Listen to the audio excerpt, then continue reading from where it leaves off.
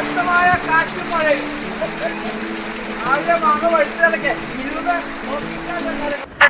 ഈ കൊടും ചൂടില് ഒരു മഴ അങ്ങ് പെയ്ത് കഴിഞ്ഞപ്പോ എന്ത് സുഖമായിരുന്നു. ആ ശരീരമൊക്കെ നനഞ്ഞപ്പോ.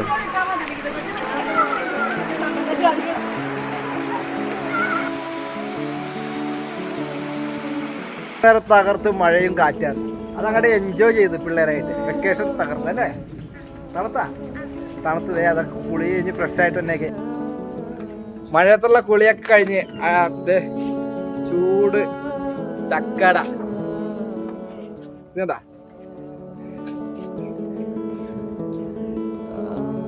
ആഹാ എടുക്ക ചൂടുണ്ട്.